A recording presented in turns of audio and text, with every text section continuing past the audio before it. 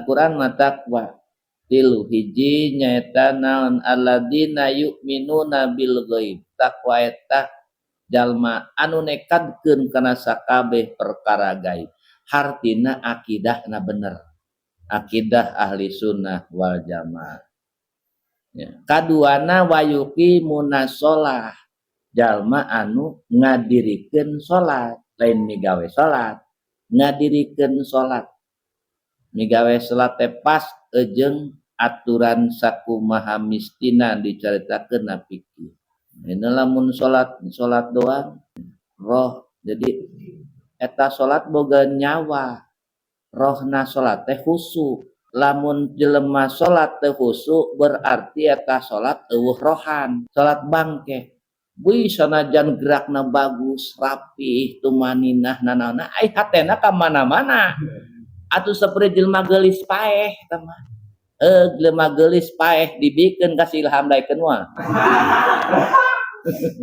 Rajan geulis kawanti-wanti ai eueuh nyawaanah mah.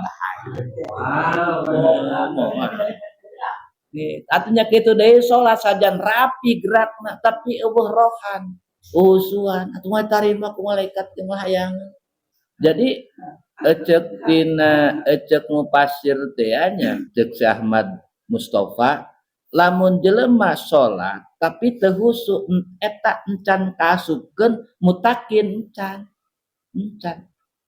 Berat kan? Nya kitu mah. Jadi kaasupkeun Quran hudal lil muttaqin anu bakal bisa nyandak manfaat dina Al-Qur'an teh jelema takwa di antara nu takwa teh salatna kitu khusyuk hirup salatna. Lain ngan saukur teu kadilan, lamun teu kadilan salat teu cukup khusyuk jeung jabana eta teu dikategorikeun jelema takwa ngan saukur gugur kawajiban. Sah salatna mah teu kudu qada sah. Gitu. Jadi salatna teu kudu qada. Ngan urang secara adat ge pan aya nu jadi ditarima, aya ge nu jadi teu ditarima, lain teu jadi jadi mah teu ditarima. Da eueuh khusyuk. Tah lemah takwa teh saya ngomongna doang ngeunaan takwanya. Takwa. Gitu. Orang hese eta tah.